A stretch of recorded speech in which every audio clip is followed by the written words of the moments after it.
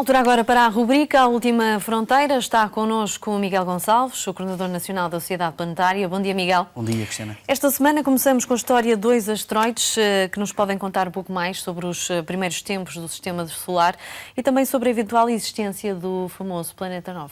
É verdade, os nossos telespectadores já sabem que quando nós trazemos aqui notícias de asteroides, são sempre notícias que nos remetem precisamente, se calhar, para a origem do Sistema Solar e não só, como vamos ver no caso do segundo asteroide. O primeiro, que tem o nome de 2015 BZ509, foi autenticamente a estrela, neste caso, asteroide da semana, porque foi uma descoberta feita, inclusive, com sotaque português. A professora Helena Moraes, que é uma portuguesa que está numa universidade brasileira, faz parte da equipa de investigação que descobriu algo de muito curioso sobre este asteroide. Em primeiro lugar, é um asteroide que está ali na zona de Júpiter, partilha mais ou menos a órbita de Júpiter, que é um local onde existe uma série de asteroides. Nós já sabemos isto. Porque é que este, aparentemente, é particularmente diferente? Porque a grande maioria dos corpos do Sistema Solar giram à volta do Sol com a mesma orientação. Este asteroide, em particular, gira precisamente no sentido contrário, que os astrónomos chamam no sentido retrógrado, e logo aí encontramos um motivo de extrema curiosidade. O que fez este grupo de investigadores em que está incluída esta astrónoma portuguesa foi: muito bem, vamos então tentar descobrir, fazendo cálculos matemáticos e utilizando também computadores, ver como é que foi a evolução desta órbita, mas no passado. Ou seja, fizeram uma autêntica regressão do estudo da órbita deste asteroide no passado, para o passado. E o que eles descobriram foi que este asteroide teve sempre este tipo de órbita desde o início da formação do Sistema Solar. Ou seja, se este asteroide fosse um asteroide nativo, digamos assim, do nosso Sistema Solar, então, tal como acontece com os outros corpos, iria girar exatamente na mesma direção que todos os outros. Pois o que esta equipa diz é que estamos perante o primeiro imigrante permanente conhecido no nosso Sistema Solar. Ou seja, lembras-te que há umas semanas nós falámos de um asteroide que tem um nome curiosíssimo chamado Oumuamua, espero ter pronunciado bem, em que se diziam os cientistas na altura que esse asteroide tinha vindo de uma outra estrela, de um outro sistema planetário e que passou pelo nosso. Pois bem, o que dizem estes astrónomos é que este asteroide agora descoberto, ele esteve sempre cá, mas não nasceu cá. Ele também veio de um outro sistema planetário, veio de uma outra estrela, mas foi apanhado pela gravidade do nosso Sol e vai ficar cá, ao contrário do Oumuamua, que está a fugir já do nosso Sistema Solar. Ora, sendo esta interpretação correta, dá também mais força a uma outra teoria que fala sobre o próprio nascimento do nosso Sol, da nossa estrela, e que diz que basicamente o nosso Sol nasceu numa espécie de ninhada de estrelas. Ou seja, nasceu num aglomerado muito perto de uma série de outras estrelas. E na altura da formação do nosso Sol, que muito pouco tempo depois apareceram os planetas, formaram-se os planetas e os asteroides, era muito normal nós termos intercâmbio, digamos assim, de asteroides, olha, e eventualmente até mesmo planetas entre essas estrelas. E, portanto, este é o primeiro que é identificado como sendo um imigrante permanente no nosso próprio Sistema Solar. Agora, isto também, este grupo de investigação também sofreu algumas críticas no sentido de dizerem, outros astrónomos dizerem que eles se calhar não estudaram todas as hipóteses que expliquem a existência desta órbita deste asteroide. Mas, Cristiana, isso chama-se ciência, como é óbvio. E, portanto, por cada descoberta, por cada anúncio de descoberta, há sempre um grupo de investigadores que vai tentar apresentar o outro lado, ou outro tipo de explicações. Mas, para já, há, de facto, apesar de tudo, um consenso na comunidade científica sobre a existência deste asteroide como sendo o primeiro imigrante permanente de um outro sistema planetário. Mas, como tu disseste, e muito bem, este também foi uma semana marcada pela história de um outro asteroide. E este asteroide, lá está, com mais um nome curioso, 2015 BP519, e é este que nós estamos a ver. Nestas imagens tem esta órbita mais azulada e consegues perceber logo neste gráfico que é também uma órbita muito, muito curiosa. Ora bem, este 2015 BP509 vem-se juntar já a uma pequena legião de outros asteroides e de outros corpos do Sistema Solar que orbitam nos confins do Sistema Solar, portanto, muito para lá de Neptuno, e cuja particularidade da órbita faz suspeitar que foram perturbados por um outro corpo, por um planeta de enormes dimensões que ainda não foi detectado. Estamos a falar do mais famoso, eu costumo sempre dizer isso, o mais famoso não planeta do Sistema Solar. Não planeta porque ele de facto ainda não foi identificado, o planeta 9. Ele foi primeiramente anunciado, entre aspas, em janeiro de 2016 por 2 cientistas norte-americanos que, de facto, identificaram também ali naquela zona um conjunto de outros corpos que tinham sido claramente afetados na sua órbita por um corpo de grandes dimensões. E o que eles dizem é que lá embaixo, nos confins do Sistema Solar, existe um planeta que é 10 vezes mais maciço que a Terra e que está a mais de 600 unidades astronómicas, portanto, muito para lá dos planetas. E, portanto, este asteroide junta-se a pelo menos 25, 26 outros corpos que nós hoje sabemos que têm órbitas muito esquisitas, entre aspas, e que sugerem que foram alteradas nas suas órbitas por este planeta 9. Ou seja, continuamos a não ter nenhuma prova direta da existência desse planeta, mas estamos a colecionar cada vez mais provas indiretas de que este planeta possa existir.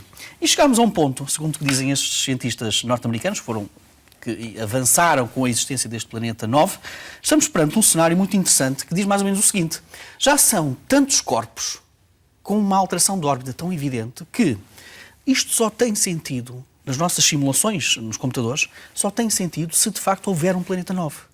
Porque se não houver um planeta 9, então nós temos, imagina, 20 e tal mistérios científicos que não conseguimos resolver.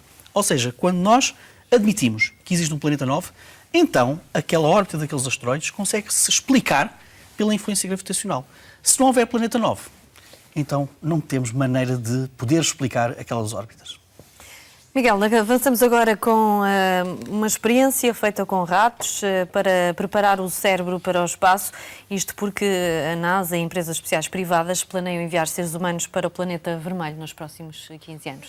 É verdade, e sabes que eu costumo dizer que o grande desafio no que diz respeito aos voos tripulados para outros locais do Sistema Solar, Marte, enfim, mais ambiciosos, o grande desafio não é tanto a ciência e tecnologia. Nós já temos ciência e tecnologia para chegar lá. O grande desafio está no corpo humano, porque somos, apesar de tudo, criaturas um bocado frágeis, do ponto de vista físico. E, portanto, nós sabemos que o ser humano, o corpo humano, quando está exposto a um período muito dilatado no espaço, sofre por parte da radiação cósmica que é 1000 vezes superior àquela que nós experimentamos na Terra. E, obviamente, que isto tem influência no nosso corpo, nomeadamente no nosso cérebro. E então, o que fez uma investigadora da Universidade da Califórnia, Susana Rossi, esta senhora que nós estamos a ver nas imagens, foi precisamente, ela já trabalha há alguns anos numa bolsa da NASA para estudar como é que nós podemos ultrapassar este problema da interação maligna, digamos assim, da radiação cósmica com o nosso cérebro. Então o que é que ela fez? Obviamente pegou em ratinhos, não foi em seres humanos, como é óbvio, e levaram para um laboratório específico da NASA, onde durante um dia um conjunto de ratos foi sujeito, olha, é precisamente esta câmara que nós estamos a ver, em que estes ratinhos foram sujeitos durante um dia a uma dose maciça de radiação cósmica. E então o que aconteceu é que, passado esse período, uma semana depois dessa exposição, eles foram enviados para a Universidade da Califórnia, onde tem o laboratório esta investigadora, e alguns destes ratos foram tratados durante 15 dias com um medicamento chamado PLX 5622. É que o que acontece com a radiação cósmica é aquilo que nós estamos a ver aqui nestas imagens, nesta simulação. Existe um fenómeno que está relacionado com a microglia, que faz parte do sistema imunológico do cérebro, que quando está sujeita a este tipo de radiação cósmica, cria grandes problemas ao nível da memória, ao nível das relações sociais, nos ratinhos. E o que eles fizeram foi receber estes ratinhos e uma parte destes ratos foi tratado com este medicamento e a outra parte não foi tratada com este medicamento. Há uma maneira muito fácil, entre aspas, de ver quão saudáveis podem estar estes ratos, que é o seguinte: eles colocaram 2 objetos dentro da caixa onde estavam estes ratos. Um dos objetos era familiar dos ratos, o outro não era. O que acontece nos ratos saudáveis, é que perante 2 objetos, um familiar e outro não, um rato saudável dirige-se para o objeto que não é familiar. Tem curiosidade em perceber o objeto familiar. E, curiosamente, os ratinhos que não foram sujeitos ao medicamento Olha, passado aquele tempo ficaram a olhar para os dois objetos como se eles fossem exatamente a mesma coisa. Não reconheceram a familiaridade de um em relação ao outro. O que aconteceu nos ratinhos que foram tratados foi precisamente o oposto. Foram ter com o objeto que não era mais familiar. Indicando então que este medicamento em particular, que esta cientista já conhecia, porque ele utilizou também este medicamento para fazer alguns tratamentos no cérebro, este medicamento em particular conseguiu reverter os problemas sentidos no cérebro devido à exposição de radiação cósmica. Ora, como podes imaginar, isto são excelentes notícias para a exploração espacial. Claro que ainda estamos numa primeira fase, nos primeiros passos, e são muito boas notícias para a exploração espacial. Mas, tal como acontece na história da exploração espacial, são também notícias muito boas para aqui na Terra. Porque este é um medicamento que agora também vai ser testado noutro tipo de plataformas, de outras maneiras, para atacar, entre aspas, doenças que nós conhecemos, como a doença de Parkinson, Alzheimer e outras, que, de facto, mexem também com o nosso cérebro. Portanto, é mais um daqueles exemplos daquilo que eu costumo aqui também dizer muitas vezes neste estúdio: ir ao espaço dá saúde e faz crescer. Miguel, agora 1 minuto para o tema final e vamos perceber o lado oculto da Lua através do lançamento do satélite por parte da China. Faz precisamente hoje uma semana que a China, e nós obviamente aqui também temos de estar atentos a estas situações, lançou o satélite de comunicações Queqiao. Espero ter pronunciado bem. E não é um satélite de comunicações qualquer, não é para estar aqui na órbita da Terra, não.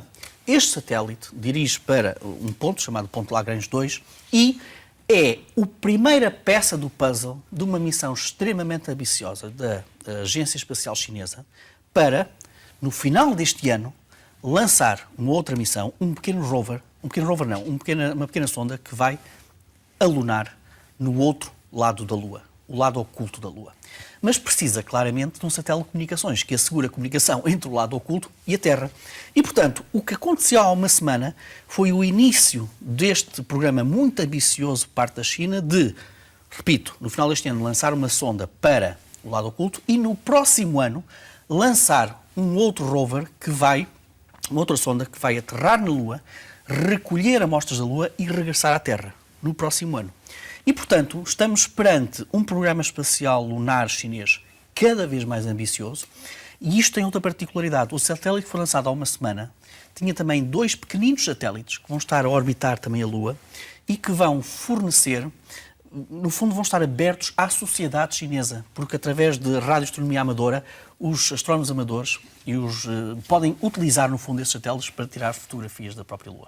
Miguel, obrigado e até ao próximo domingo. Fazemos agora uma pausa e voltamos já a seguir para a terceira hora de Bom Dia Portugal. Até já.